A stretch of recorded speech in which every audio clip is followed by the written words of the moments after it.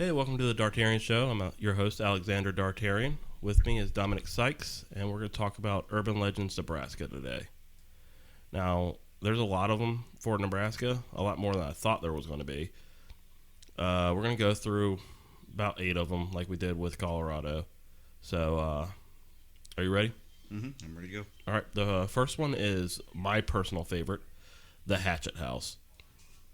Now, the Hatchet House was school in the 1900s, and the teacher was a seemingly nice woman, and she taught a group of students, and then one day she went crazy, As teachers are likely to do, dealing with all those children every day. So she decided to kill all of the children in the school. Oh yes, quite a quite a solution. These children are annoying me. Let's kill them. Yeah. And so what she did was she cut out their hearts and took them down the road and threw them off a bridge. Wow. Yeah. And then some stories say I've read multiple versions of this, but one says that she cut off their heads and put them in their desks. To make them look like they're still there? Or? I guess so. And then she killed herself. Yeah. So, and if you go past this bridge, which is called the Heartbeat Bridge, you can hear the heartbeats of the children. How do you know they're children? Because they're kids. She killed the kids. That's the whole legend. Yeah. So, after she killed herself, the school, which is called the Portal School 22. Porno school? Portal. Oh. Portal School 22. So, I mean, and you can still go. It's actually a pretty big place in Nebraska. It's supposed to be haunted by her and by some of the children. I can't actually find a real event that mimics this. Like somebody experiencing it firsthand, or no, like it never happened. the actual. Yeah, I could not have found okay. anything. It said something. I thought you meant the haunting, like you've never seen a single source of somebody experiencing those phenomena, and I was like, well, then how in the world is this even a legend if nobody... I have no idea. So, you can't... There's no actual evidence of this even event happening. I don't know where it came from, but, yep, it's called the Hatchet House because she killed him with a hatchet. Wow. So, I don't know how do you cut someone's heart out with a hatchet? Very carefully. I imagine just cave in their chest and rip it out, but it didn't say ripped out their parts. It said she cut them out. I don't know. But, I mean, even if she did do this, in the 1900s, how many kids were actually going to school? Because it's not like nowadays where it's the law to go to school. Well, and even that, usually school consisted of a small one building. It's a one-room school. Yeah, one room, kind of like churches, basically. Yeah. And you had all of the kids, sitting in the desks with their little personal chalkboards. And yeah, it has a school bell. You know, like when you see in those cartoons, like Chicken Little and stuff, the bell tower and stuff. Yeah. That's what it is. It's the bell tower, one-room school. I doubt there was even a bathroom at that time in it. It may have been it. Yeah. So, I mean, maybe I would say 10 kids at maximum being there, and it's in Nebraska. So when you say that you can hear, is there any other, do you see ghosts of the kids and the teacher, or is it just the heartbeat? That's all that you hear is the heartbeat? You just hear the beating heartbeats. Okay. That's all you hear. Gotcha. And it's multiple and stuff. So, and then moving on to a different urban legend is the colony of the albino cannibals living in Hamel Park. Albino cannibals? Yep, albino cannibals. So just a bunch of people with white hair and red eyes eating other people? No, it's supposed to be like a real group of albinos living there. Living together somewhere out in the trees, in a house, or a farm within the park. In some versions of the legend, they actually live in the trees themselves. In the trees. Yep. Watch out. Watch out. They're in the trees. Yep. So basically, anybody who wanders in the park alone at night get captured by these albinos and eaten. Killed and eaten. This is going to be giving albinos a bad name. For real. All the albinos out there. Yeah, they already get a stigma. Giving them a bad rep. And I know I feel like we're beating this horse to death. This dead horse, even worse or something, because it's supposed to be an ancient Indian burial ground. It's always I know, a burial ground. It really is. It's always a burial ground. Good stuff. But they also think it's ghosts or cults. That are cannibalizing people? Yeah, that it's literally been a site of a lot of murders. Now that's an interesting and it's question. Also, if you're a cannibal in real life is a species that eats something from its own species. So like human cannibals would eat other humans, right? Mm-hmm. How do you be a cannibal if you're a ghost? I mean, is it still classified as a cannibal if a cannibal ghost is eating another person, or would they have to eat another ghost? I mean, there were people before, so I'm assuming it would be a cannibal. So you're saying instead of I would say demons it over being ghosts. A ghost cannibal by its actions, it was a cannibal when it died, and now it's just the ghost of a cannibal. Yeah, or like I said, they say it could be cults. Cults, like demonic cults doing seances and rituals and stuff, killing people and eating them. Right. Which is. But where does the albino part come into play? Maybe they're all dressed in white. That doesn't even make sense. Well, Hummel Park is one of the most haunted parks in America. Gotcha. So either it's ghosts, people just wearing all white and messing around with people. But I mean, there's been a lot of murders. But there's a lot of murders in Central Park in New York. It's just murders in the parks. People come in at night and stuff. A lot of drug deals happen in parks. So with that, I don't know. I think that albinos already get the short end of the stick. They look different from everyone else, so automatically they're hated by other people and stuff. So I mean, it's either ghosts or albinos. Whatever it is, if they're pale white, they see them in the trees, or they live in a house or a farm or something in the middle of this park. This park must be fucking huge for them to live in a house in the middle of the park and no one's ever going to find it. Right. So I'm sure they did find it. Just they got eaten when they did. Oh yeah. So that kind of reminds me of Hansel and Gretel when they found the witch's house in the woods. Yeah, but wasn't the witch's house made out of candy or something? Yeah, but it wasn't. I don't think it was really made of candy. I think it was what they were seeing. It was like an illusion. Oh, okay. And stuff. And then when they came in, she cooked them. But actually, I think that they pushed her.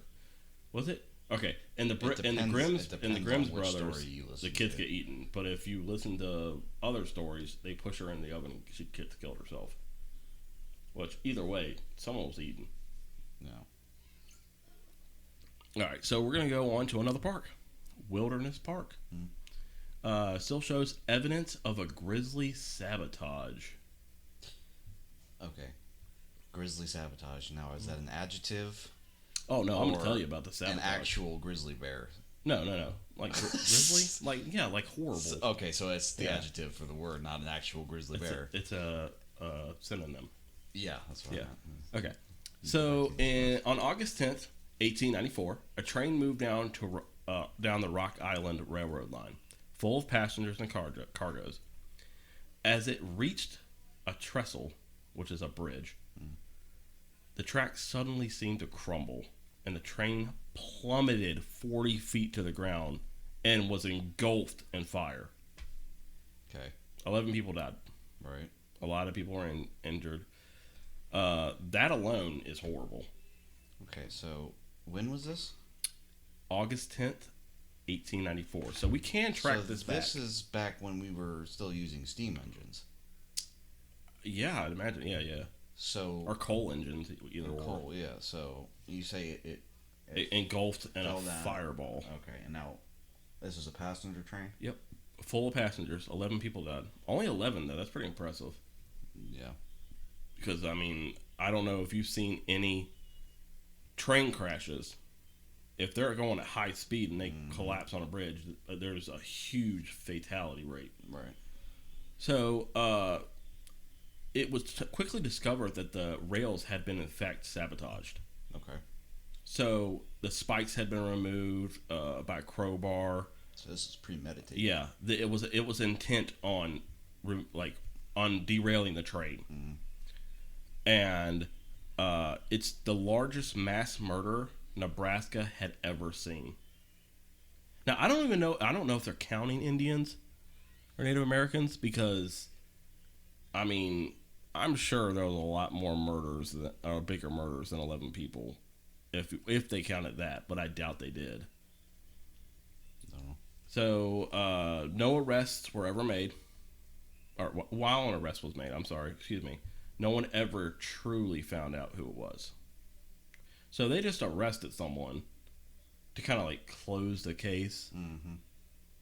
But I couldn't find if they were sentenced or hung for this crime, or if they just arrested someone and just put them out the back door, like, okay, shoo, you know. So I don't know. But you can still find many parts of the old railway. You can hear yourself being followed by footsteps around the area, and you can hear wrenching, like gut-wrenching screams of metal and the crash of the train in the park at night. That'd be creepy. Yeah, so it's like a death loop almost. Yeah. So I love death loops. They're pretty cool because they can't hurt you. I'm pretty sure they can't. Right. Unless you go by the Ghost Camaro. That was a death loop that could heal you. Yeah. But I mean, just hearing that screaming metal. But it's Nebraska, and that's what tornadoes sound like. So they really could be hearing tornadoes. Well, I mean, it's possible, but I think they probably know the difference. I do have a story. I don't know if this is technically an urban legend, because it's 100% true. So, in 1867, William Thompson was an employee of the Union Pacific. Big railroad, you know, the Union Pacific. Well, apparently he was attacked by Cheyenne natives. Right. The tribe of the Cheyenne. And he was grabbed, scalped, and left for dead. He regained consciousness and found his scalp not too far away. Oh, so they didn't keep it? Yeah, which I found odd, because I don't know if from my reading, they usually kept them as like trophies and stuff. I don't know. I guess it would depend on the tribe, culture, and everything. But I also thought the Apaches were the only ones that scalped. I didn't know it was all of them.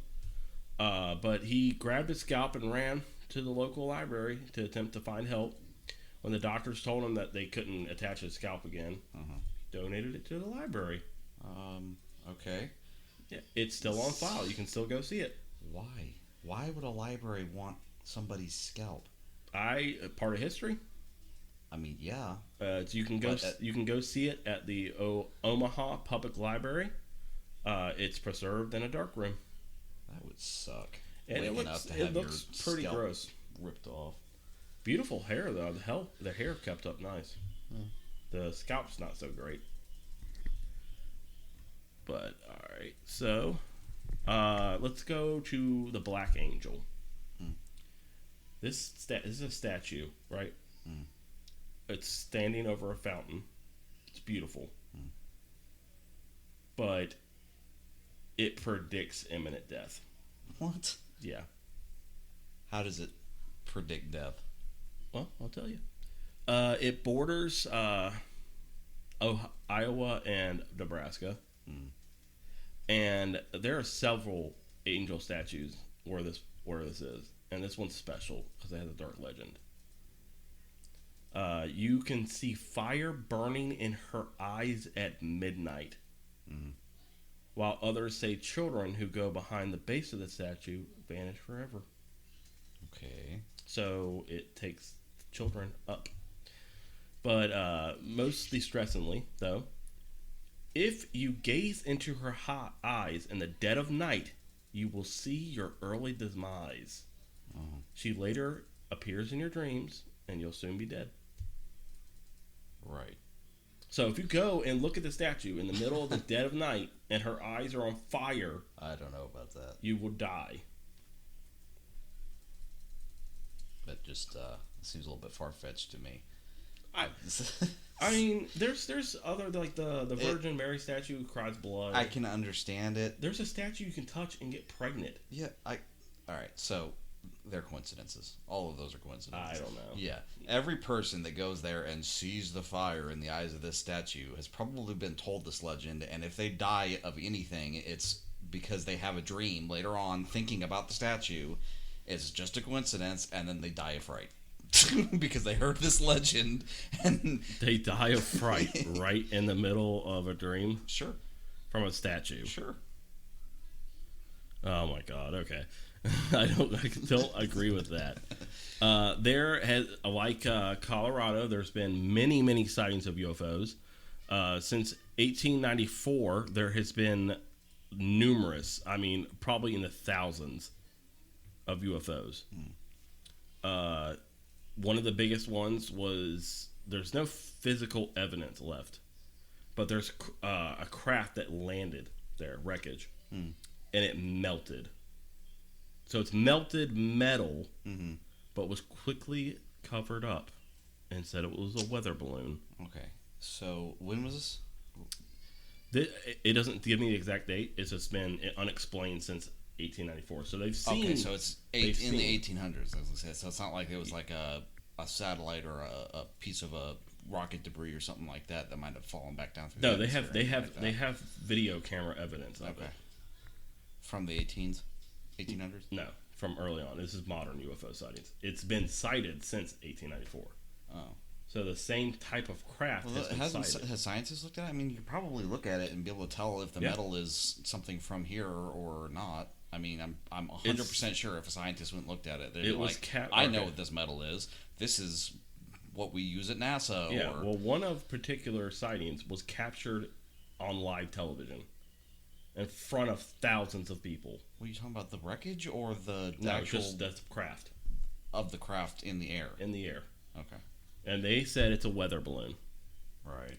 Which is their go-to story a lot of times. Yeah, Roswell, everything. And it crash-landed in a field near Beckerman. Nebraska. Mm-hmm. Too bad it wasn't Kansas. And they're saying there were gears in the wreckage and a contraption that was not of this world. And you know how it melted? How did it melt? You would think fire, right? Well, heat, yeah. No, rain. Rain melted it? Rain melted it. Maybe it was acid rain. There was no physical evidence left after it rained. It could have been acid rain. What? Acid rain doesn't... It's not sulfuric acid rain. We would die.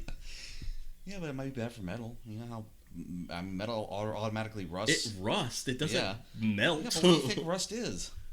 What? Oxidized... Yeah, iron. Iron, yes. But it doesn't melt. No, it doesn't melt. But, I mean, they could be thinking it's melted, but really it's just been rusted away.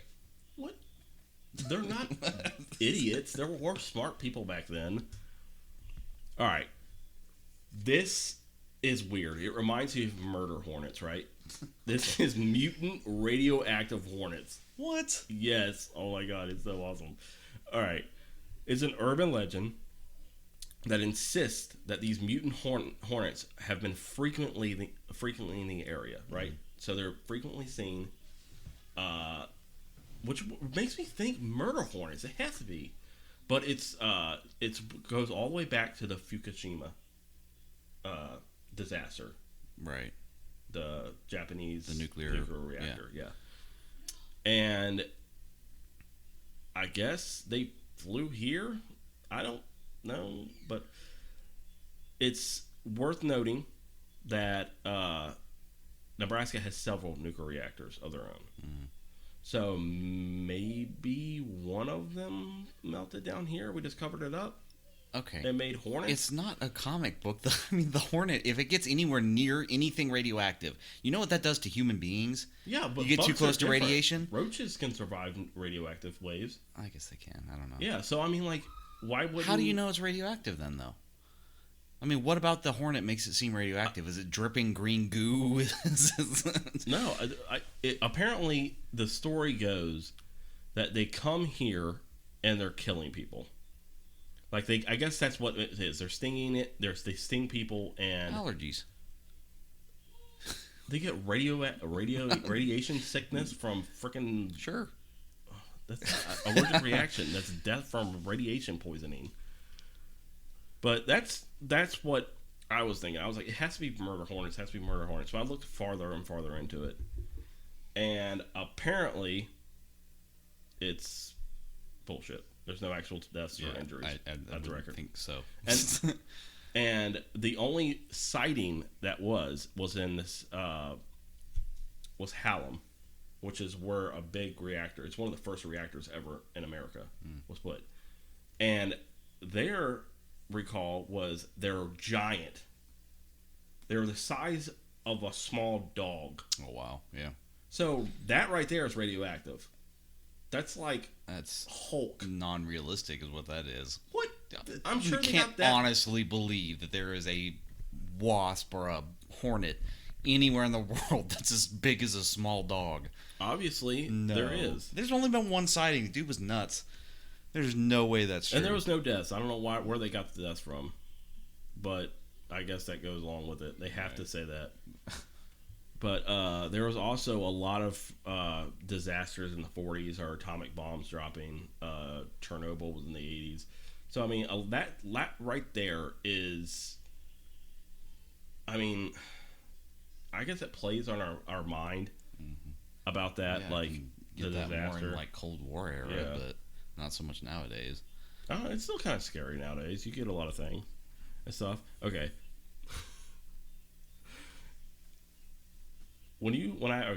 Explosive rabbits. Is that what we're talking about next? Yeah. Oh, God. All right. When you think of explosive rabbits, what do you think? You're just walking out into a field, and, it's a nice, quiet day, and you sit down to take a rest with your back up against a tree, and you got a little picnic basket and all your little food, and take it out and you spread it out on a blanket, and all of a sudden across the field you see a little rabbit, and you're like, oh, what a sweet little rabbit. And the rabbit comes a little bit closer, and you give it some celery from your lunch. And then all of a sudden, boom, the rabbit just blows. So that's your story. Yeah. A rabbit suicide bomber. Yep. Okay. Oh my God. All right. Here's a story. Two very, very bored farmers, which it's Nebraska. I'm sure there's not a lot to do. But they drove to Missouri to purchase fireworks. Oh, God. And when they came back, their rabbit-infested fields were there, right? Mm-hmm. So, obviously, they went to Missouri to get fireworks. God, Pete is going to have a fit. To scare these rabbits out of their fields. Which, I mean, I don't know, whatever. So, they decided to trap a few and have some fun by taping fireworks to the animals. Oh, my God. And letting them run around until they exploded. My question is, what are they using, fireworks or dynamite? Oh my God! What firework can explode a rabbit? M80. There's no way it could blow a hole in it. It could go boom and it's gone. Close enough. Like C4 and shit. Oh wow!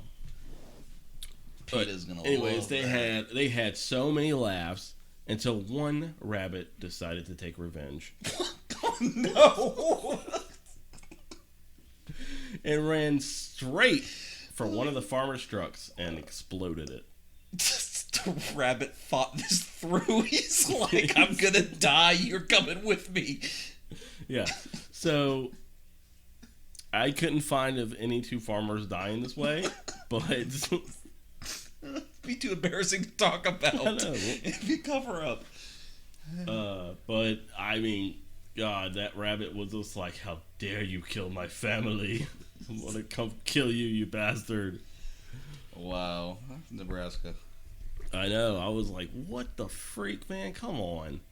All right, the Salt Witch. Okay. All right. After losing his wife, a powerful Native American chief in the southeast Nebraska went out and came back with a bundle of fresh scallops and a large piece of salt. Mm. All right. He proceeded to tell the story of how he heard a terrible scream one night, and when he rose, he saw an old crone holding a tomahawk over the head of a woman. Okay. Okay? As the woman cried, he realized it was his late wife. As he ran towards them, his own weapon was instead buried inside the woman. So he killed his own wife. What? Yeah. The ground beneath her, opened up and swallowed them whole. Afterward, a pillar of salt was all that was left. Really? Yep. So that's the story. That's the Salt Witch, yes. So what's the result of that? Is she walking around scaring people too, or is that just one of the stories? That's just one of the stories. Gotcha. Let's see. So yeah, just a pillar of salt, nothing more. And for many generations, Native Americans would go and beat the ground near the salt pillar with their clubs to keep her evil from coming to attack them. The ritual is still performed to this day. Like playing whack-a-mole with the witch. Yeah. Every time she pops up, whoop! It's still performed. Still to this day? Yep. You're kidding. Still to this day. That's pretty cool. They still believe that the Salt Witch might return. That's cool. Yeah, that is. I found that fascinating. I was like, see, oh my God. The one day that it doesn't get done, what happens? That's interesting. Yeah, I was like, what? So, the drought. Hmm. I believe I'm saying that right. The drought. No, that's how you say drought. It depends on, you're talking about lack of water, right? No. I don't know. I'm just kidding. Yeah, it's the drought. This is a particular Swedish immigrant. Fubertson. What? What? Fubird. Wait, no. Fubertson. Let me see it. It's right there. Fuboldson. Okay. Who is featured in many of the myths and legends among the Nebraska's frontier. In one story, this man is said to have cured one of the state's worst droughts ever. Okay. So it is a drought. How did he do that? It was so hot and dry, he came up with a crazy idea to build an enormous bonfire of hopes. Let's start the big Biggest giant fire during the middle of a drought. All right, and he hopes it would bring rain. Okay. He created several fires, and they became so hot that they evaporated all the water in the lake, sending it to the clouds and turning it into rain. What? So apparently he's like St. Patrick's Day, or St. Patrick, because St. Patrick's Day is coming up. He drove all of the snakes out of Ireland. Right? Right. So this man drove the entire lake to evaporate so it would rain. With huge bonfires. Yeah. Which, he's a Swedish immigrant. So maybe Odin helped him? I don't know. Thor? Who does rain in Norse mythology? I don't know. Thor, probably. Thor, yeah. So, I mean, were they ritual fires? Maybe. I don't know. I don't know. I'm sorry. Unless he put the fire directly under the lake. Still wouldn't do it, because then it would go out. He would have to boil. No, I'm talking about like underneath it, like a pot, and boiling it. Yeah. There's no way. No. The whole lake just evaporated, and there was the rain. All right. Rawhide Creek. All right. This gruesome tale involves a Native American tribe, which is a lot of these legends. There's a lot of Native American legends and stuff, who discovered one of their girls had been abused by a frontier man who had vowed to kill as many Native Americans as possible. That sounds about right. Yeah, it does. That's the story of the ages. Mm-hmm. When they tracked him down for what he did, they returned the torture and left him for dead on the banks of a creek. Today, many still believe that the creek has received its name from that horrid event. So, rawhide. All right. Of course, there are countless versions of the story. Many of them are just myths. They're just debunked. Mm. But, I mean, they tortured him. Right. So, rawhide. My only thing is, I do remember an execution or torture that Native Americans do. I don't recall what tribe it is. But they skin you alive and stake you to the ground. Mm. Right? And leave you out in the sun until you basically turn to beef jerky. And then they come and salt you every morning. That's unpleasant. Yeah, it is. I mean, if this, obviously this guy fucking deserved it. Because he abused this Native American girl, which I don't know what he must have done to her to be rawhided. Just for me, it would be the idea in itself. The fact that he did absolutely. anything to her at all is just warranted. All right, so we'll just do one more. All right, Mm-hmm. It's called the Weeping Water. There is a Native American tale. Again, Native American, because they're huge around this area. Says that a war broke out between two tribes in a small town of Weeping Water, Nebraska. And one tribe stole the daughter from another. Okay. Which is, there's a lot of daughter stealing. I mean, there's one, the frontier man abused her, and then this tribe steals a daughter.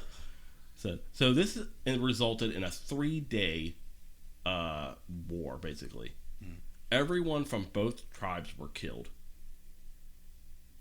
So they killed each other. Right. So there was no last man standing. Everybody died. Okay. All the men died. All the tribe's women wept so many tears that the river is claimed to be the tears. Oh, wow. That's why they call it the Weeping Water. And there's a lot of...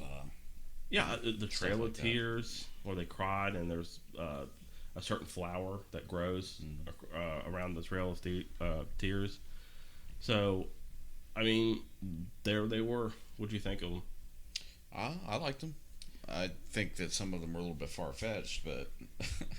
The exploding rabbits, I can see that. That's one of them I can see. That's definitely my top. Yeah, but it wouldn't have been, like, on purpose. The rabbit's probably just running and happened to run in the direction of the truck. I don't think that I think rabbit he was ran the literally opposite of where his friends were blowing up. Yeah, probably. How did they catch all the rabbits? Like, if they caught all the rabbits... They're not... I mean...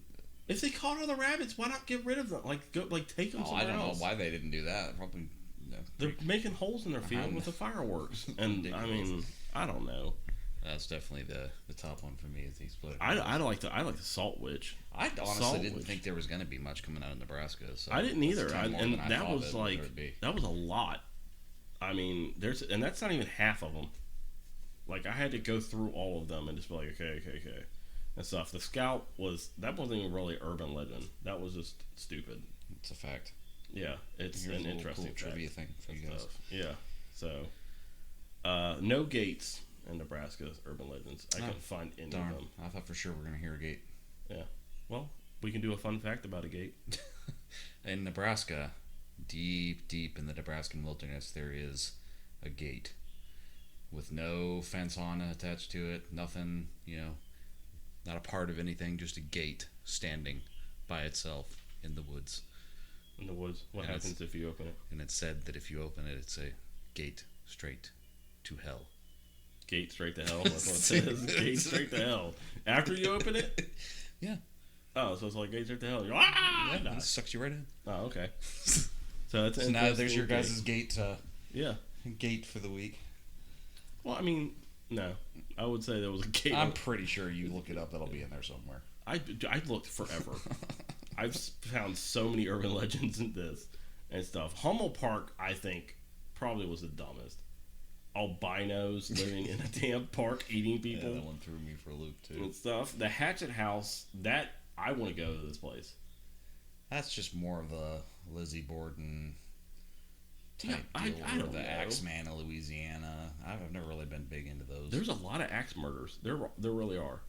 Yeah, it's one thing that a lot of families had back then. Yeah, everybody had an axe. Yep, cutting firewood. and throwing hearts over things. I really hope that if it was true, she did put the kids' heads in their desks. Why? Because that's so badass. No. It really is. Can you imagine picking your kid up from school and that would deceive that? That'd be terrible. Yeah, but I mean, just like that teacher was so done with their shit.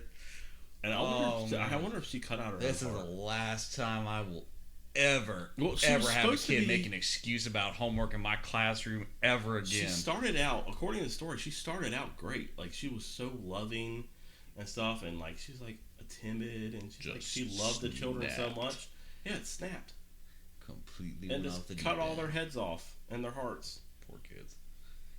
And then no one saw her walking down to the bridge with her hearts in her basket or something. I don't know. I guess not. You'd think so. It's being a small town and all. I mean, maybe she told him it was like a pie. A pie? Don't know. Dude, hearts bleed a lot. I know. I don't know. And I don't know. God, early 1900s. I mean, I wonder if they named it Portal School 22 because that's how many kids were there. But I doubt 22 children were there. No. But I definitely want to go there. I want to see if it's haunted. I want to sit in the classroom. I think that's what we're going to start doing. Oh, absolutely. We're going to start saving up and start going to some of these places. Yes. And then we're going to stay the night. Then we're going to video it so you all can see us. Yep. Making fools out of ourselves. Trying to catch ghosts on camera. Yeah. All right. Thank you guys for listening. Yep. You can find us on Twitter at Dartarian Show, the Facebook page at The Dartarian Show. We have a YouTube channel, The Dartarian Show. And where can they find you, Dom? They can find me at my Instagram. At Dominic Sykes 8. No, thank you. How do you not know your own Instagram? I have a social media manager. I don't need to keep tabs on all Twitter that. At Dartarian, or excuse me. See, you don't know it either. At Dominic Sykes 8 and stuff. So, if you guys have a comment about the episode this week, feel free to let us know what your thoughts are. Yeah. As much as I liked doing the urban legends from Colorado, I did not like them from Nebraska. There was only a few good ones, and I hope the next state's better. Yeah. Well, next week is I believe going to be one that I'm gonna tell you what it is. Oh, we're gonna keep it. Yeah, we're gonna keep it a secret. What about a hint? Can we give them a hint? You will never be able to sleep again. Really? It's that scary. Yeah. Okay. All right. So it's that scary. This one was our fun episode. Next week, you will not be able to sleep ever. All right. Well, thank you guys. Thanks for the support. We'll see you next week.